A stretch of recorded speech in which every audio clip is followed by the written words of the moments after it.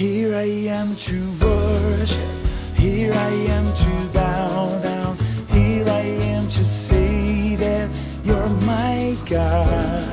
You're altogether lovely, altogether. 샬롬, 2021년 5월 24일 아침입니다. 오늘도 말씀과 동행하며 거룩한 리듬으로 살아가는 푸른나무교회 성도님들이 되시기를 바랍니다. 찬송가 292장 함께 부르시겠습니다.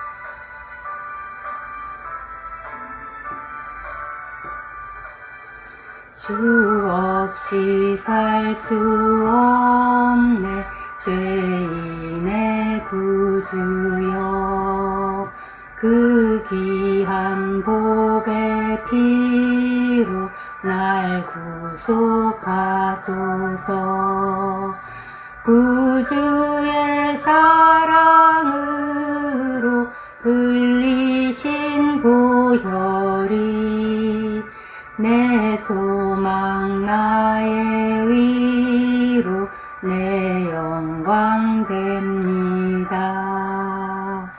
아멘. 구주의 사랑으로 흘리신 보혈이 여지없이 오늘도 나의 소망, 나의 위로, 내 영광이 됩니다. 그 보혈을 찬송하면서 오늘도 주님과 동행하는 하루를 시작하겠습니다. 오늘 함께 나눌 말씀은 출애굽기 21장 12절로 27절 말씀입니다. 함께 읽으시겠습니다.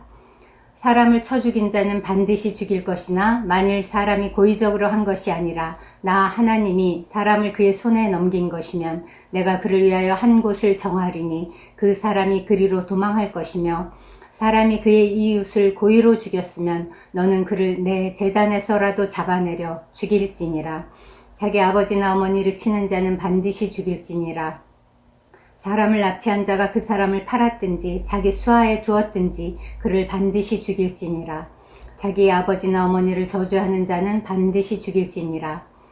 사람이 서로 싸우다가 하나가 돌이나 주먹으로 그의 상대방을 쳤으나 그가 죽지 않고 자리에 누웠다가 지팡이를 짚고 일어나 걸으면 그를 친 자가 형벌은 면하되 그간의 손해를 배상하고 그가 완치되게 할 것이니라. 사람이 매로 그 남종이나 여종을 쳐서 당장에 죽으면 반드시 형벌을 받으려니와 그가 하루나 이틀을 연명하면 형벌을 면하리니 그는 상전의 재산임이라. 사람이 서로 싸우다가 임신한 여인을 쳐서 낙태하게 하였으나 다른 해가 없으면 그 남편의 청구대로 반드시 벌금을 내되 재판장의 판결을 따라 내릴 것이니라. 그러나 다른 해가 있으면 갓되 생명은 생명으로, 눈은 눈으로, 이는 이로, 손은 손으로, 발은 발로, 된 것은 된 것으로, 상하게 한 것은 상함으로, 때린 것은 때림으로 갚을지니라. 사람이 그 남종의 한 눈이나 여종의 한 눈을 쳐서 상하게 하면 그 눈에 대한 보상으로 그를 놓아줄 것이며, 그 남종의 이나 여종의 이를 쳐서 빠뜨리면 그 이에 대한 보상으로 그를 놓아줄지니라. 아멘. 출애굽기 21장은 언약 공동체인 이스라엘과 언약의 파트너로서의 하나님, 이 두 관계가 어떻게 살아야 할지를 보여주는 장입니다. 하나님 나라의 백성으로서 어떻게 구체적이고 실제적으로 그런 방식으로 살아야 할지를 그 근본적인 기준을 제시하는 장입니다. 1절부터 11절은 종에 관한 법, 12절로 27절은 폭행에 따른 처벌법, 28절부터 36절은 개인적 상해 및 손실에 관한 시민법을 다룹니다. 이 법은 고대 근동의 다른 나라의 법들과 달리 인간의 존엄과 법적 권리를 보호받는 법이었습니다. 여기에는 가난한 자와 사회적 약자에 대한 하나님의 긍휼과 사랑이 담겨 있습니다. 친히 인간을 지으신 하나님이 인간의 소중함을 누구보다 알고 계시기 때문입니다. 이런 하나님의 긍휼과 사랑은 우리를 죄와 사망에서 자유케 하신 예수 그리스도의 십자가로 절정을 이룹니다. 우리도 이런 하나님의 뜻을 따라 주변의 연약한 자들을 돌아보는 푸른나무 공동체가 되기를 소망합니다. 오늘 본문은 하나님의 법에 담긴, 그 법정신에 담긴 공의와 유연성의 균형을 보여줍니다. 12절로 17절은 죄의 경중을 판단하는 유연성, 18절로 27절은 상황에 따른 유연한 처벌, 이렇게 두 부분으로 나뉘어서 소개되고 있습니다. 12절로 17절에는 반드시 죽일지니라 라는 구절이 4번, 내 단에서라도 잡아내려 죽일지니라 라는 구절이 한 번 나옵니다. 12절은 사람을 쳐 죽인 자는 반드시 죽일 것이라는 대원칙을 전제로 시작합니다. 쳐 죽이다 라는 말은 고의적인 살인에 대한 강조적인 표현입니다. 의도적으로 사람을 죽였을 경우, 그리고 부모를 폭행하거나 저주했을 경우, 그리고 사람을 납치해서 노예로 팔았을 경우에는 이의 여하를 막론하고 사형으로 처벌하라고 말합니다. 심지어 하나님의 제단에서라도 잡아내려서 죽이라고 강경하게 말하고 있습니다. 이는 고의적으로 살인한 자에 대해서는 아무리 거룩히 구별된 장소나 그런 상황 아래 있어서도 사면이 있을 수 없음을 보여주는 것입니다. 왜냐하면 고의적으로 살인을 저지르고 하나님의 제단으로 도피하는 것은 법률 구조가 지니고 있는 제도적인 허점을 악용하는, 그리고 하나님을 업신여기는, 그분의 자비를 도리어 악하게 이용하는 나쁜 행동이기 때문입니다. 그런데 뜻밖에도 성경은 부모를 폭행하거나 저주하는 그 패륜적인 죄와 사람을 납치해서 노예로 부리거나 팔아먹는 유괴죄를 고의적인 살인죄와 똑같이 취급합니다. 10계명 중에서 인간에 관계된 첫 계명이 내 부모를 공경하라, 그리하면 내 하나님 여호와가 내게 준 땅에서 내 생명이 길리라는 것입니다. 이는 성경이 부모의 권위를 얼마나 높이 존중하고 있는지를 잘 보여주는 부분입니다. 모든 부모는 자식들로부터 공경을 받아야 마땅한 존재들입니다. 왜냐하면 하나님께서 부모를 통해 생명을 주셨기 때문입니다. 그런데 그 부모를 물리적으로나 혹은 언어를 사용해서 폭행하는 것은 하나님의 권위에 대한 도전인 동시에 인륜을 저버리는 행위가 됩니다. 후일 예수께서는 이 조항을 부모에 대해서뿐만 아니라 형제에 대해서도 확장 적용하셨습니다. 형제에게도 이유 없이 화를 내거나 어리석다고 욕을 하면 지옥불에 들어가는, 그래서 죽게 되는 그런 벌을 면할 수 없다고 말씀하시므로 이 율법의 참 정신을 일깨워 주셨습니다. 더 나아가서 성경은 사람을 탐욕의 수단으로 삼아서 유괴하고 인신매매하는 것도 고의적인 살인죄로 규정하고 있습니다. 요셉의 형들이 요셉을 미디안 상인들에게 팔아넘긴 것 같이 인신매매 행위와 노예상은 고대로부터 있었던 보편적인 직업 중에 하나였습니다. 그러나 성경에서는 인신매매를 엄격히 금하고 사형죄로 규정합니다. 그럼에도 인간의 완악함으로 인해 이 계명은 후대로 갈수록 점점 무시되어서 급기야는 예수님께서도 사람에게 은 30에 팔리고 말았습니다. 13절은 고의성이 없는 사고사를 하나님의 섭리, 곧 하나님이 사람을 그의 손에 넘긴 것이라고 말합니다. 만일 사람이 강도가 사람을 기다리거나 사냥꾼이 올무를 놓는 것과 같이 고의적으로 살인을 계획한 것이 아니라면 하나님이 사람을 그 손에 붙인 것이라는 설명입니다. 이처럼 성경에는 개인적인 경우뿐만 아니라 민족 간의 전쟁도 하나님께서 붙이는 것이라고 표현하는데, 이것은 개인의 생명과 국가의 모든 장래가 오직 하나님께 달려있음을 보여주는 말입니다. 이렇게 고의적 살인이 아닌 과실치사나 정당방위의 경우에는 하나님께서는 피할 길을 예비해 두셨습니다. 이것은 고대 근동에서 인정되던 복수권의 남용으로 인해 억울한 죽임을 당하는 경우가 많아지자 이를 방지하기 위해 마련된 제도입니다.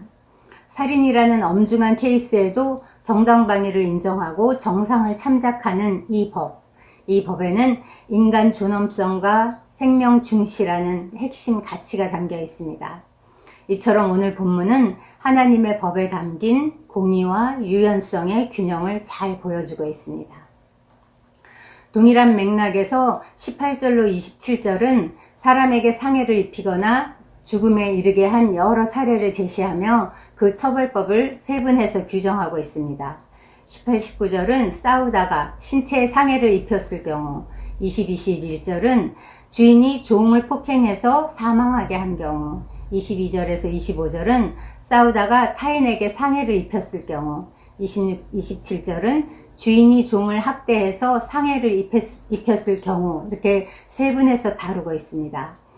이처럼 사소한 말다툼이 살인으로 번지는 것에 대해서까지 율법으로 세세하게 규정하고 있는 것은 그만큼 생명이 존귀하기 때문입니다.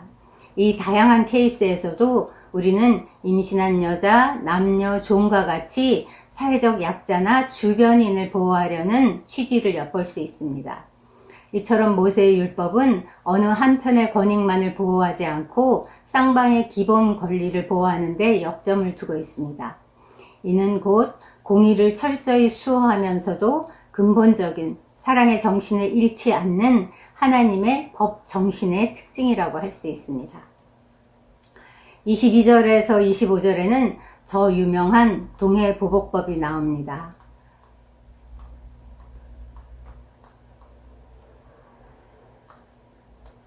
동해보복은 사람이 다친 만큼 똑같이 보복한다라는 의미입니다. 사람이 서로 싸우다가 아이벤 여인을 다치게 해서 그의 아이를 조산케 했으나 산모와 아기에게 다른 해가 없으면 그 남편의 청구대로 재판장의 판결을 쫓아 벌금을 내야 했습니다. 그것은 그 산모의 조산으로 인한 정신적인 충격과 아기가 일찍 나옴으로 인한 특별한 보호에 대한 보상이었습니다. 그러나 생명에는 이상이 없으나 다른 피해가 있을 시에는 눈은 눈으로, 이는 이로, 손은 손으로, 발은 발로, 데운 것은 데움으로, 상하게 한 것은 상함으로, 때린 것은 때림으로 갚게 했습니다. 이런 동해보복은 단순히 개인적으로 임산부를 보호한다는 차원을 넘어서 사회적으로 개인의 보복을 최대한 억제하고 재판장의 판결에 따르게 함으로써 과잉 보복을 막고자 한 데 있습니다. 이 같은 엄격한 규정을 통해서 보복의 악순환을 예방하는데 역점이 주어진 것입니다. 그러나 이 동해보복법 역시 훗날 예수 그리스도를 통해 용서와 사랑의 법으로 완성되었습니다. 모세의 율법은 눈은 눈으로 이는 이로 갚으라 하였으나 나는 너희에게 이르노니 악한 자를 대적하지 말라. 누구든지 내 오른편 뺨을 치거든 왼편도 돌려대며 또 너를 고발하여 속옷을 가지고자 하는 자에게 겉옷까지도 가지게 하며 또 누구든지 너로 억지로 오리를 가게 하거든 그 사람과 심리를 동행하고 내게 구하는 자에게 주며 내게 꾸고자 하는 자에게 거절하지 말라. 또 내 이웃을 사랑하고 내 원수를 미워하라 하였다는 것을 너희가 들었으나 나는 너희에게 이르노니 너희 원수를 사랑하며 너희를 박해하는 자를 위하여 기도하라. 이러한 법 정신은 오늘날 우리 모든 성도의 삶 가운데서 성취되고 구현되어야 할 하나님의 뜻입니다. 성도는 그의 삶의 모든 영역에서 하나님의 공의를 이루어 하나님이 기쁘게 받으실 만한 거룩한 삶을 살아야 합니다. 기도하겠습니다. 사랑이 많으신 하나님 아버지, 오늘 모세의 법을 통해 하나님의 언약의 파트너로서 어떻게 살아가야 할지를 배웠습니다. 오늘도 가난한 자와 사회적 약자를 관심하시는 하나님의 긍휼과 사랑을 배웠습니다. 죄의 결과보다 저지른 자의 동기와 의지를 중요시 하시는 것을 배웠습니다. 그러나 하나님, 우리는 미움과 원한이 많은 세상을 살아갑니다. 우리의 죄성은 스스로 복수하고 싶어하고 우리가 받은 것보다 몇 배로 갚아주기를 원합니다.